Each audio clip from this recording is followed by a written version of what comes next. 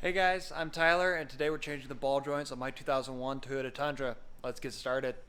Now, if you're here, you're probably pretty familiar with the Toyota ball joint failure, and that's why you're here. But if you're not, on first gen Tundras, first gen Sequoias, third gen Forerunners, first gen Tacomas, the ball joint failure, if these lower ball joints fail, you run into a massive catastrophic failure that's quite honestly life-threatening.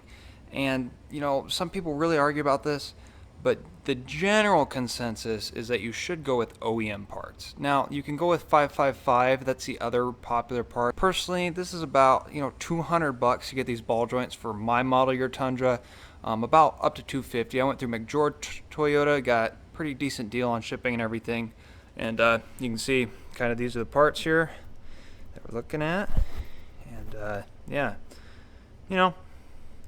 good quality stuff from Toyota, and they should be changed somewhat regularly, and then checked regularly to see if they're failing. And I'll show you guys how to check them. But these are not things you want to neglect, and you want to get the right parts. So I went with these.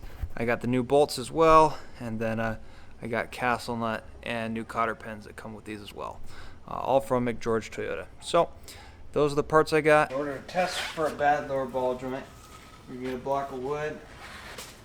So, and then you're going to look for movement right here. Right in there. So,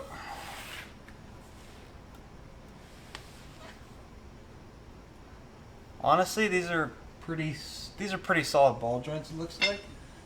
But since I don't know the maintenance on them, I'm going to replace them because sometimes they get bad and they don't show much signs of failing.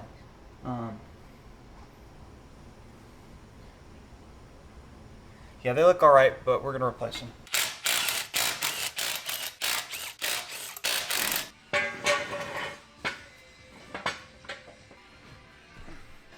So I got the vehicle on a jack stand now. This is the tool kit I bought in order to work on this stuff, the tie rod end and actually pulling out the ball joint, just so I don't have to goof around with the hammer or anything. I'll have a link in the description if you're interested in this. So for starters, we're going to loosen the 4 bolts here. A nice breaker bar. And then we're just going to loosen this 19 millimeter here.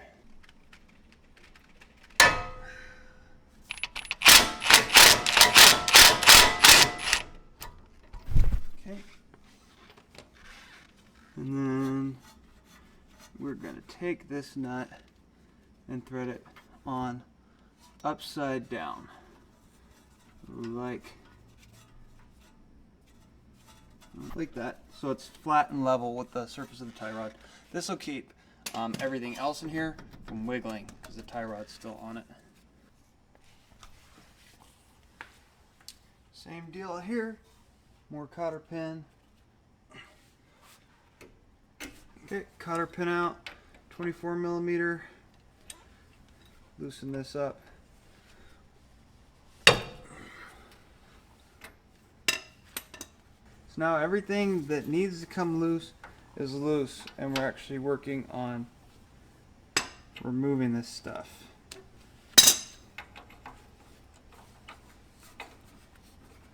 We also thread this castle nut on upside down. Now onto the tie rod.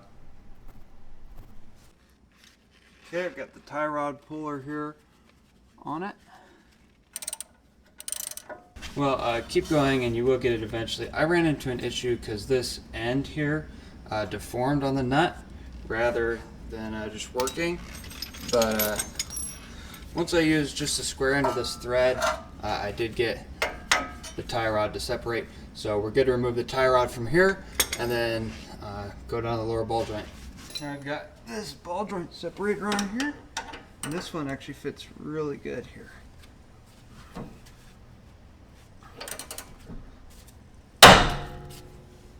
And we're out. Jack up the control arm right here a little bit to take some pressure off of here, and then I have a strap along here, goes up to the strut mount just so that this entire thing doesn't drop loose once we start loosening stuff.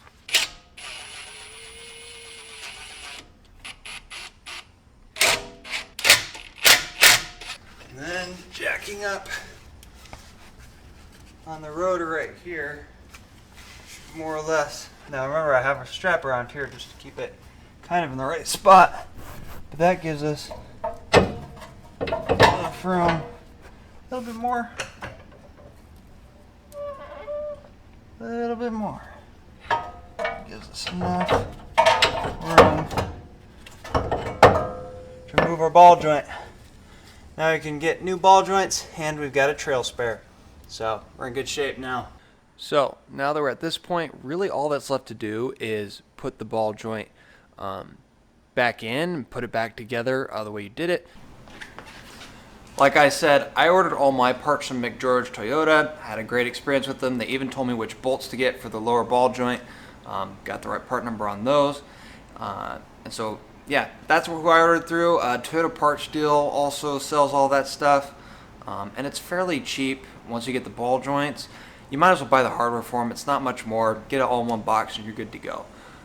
Now I'll just post pictures here at the end. Torque specs, they change by year and by design. I'll show you all the torque specs for the first gen Tundra on the ball joint, tie rods. I'll show you all the torque specs for the first gen Tundra by year. Show you the 4 bolts on the ball joint right here. I'll also show you the torque specs for the tie rod castle nut and that ball joint castle.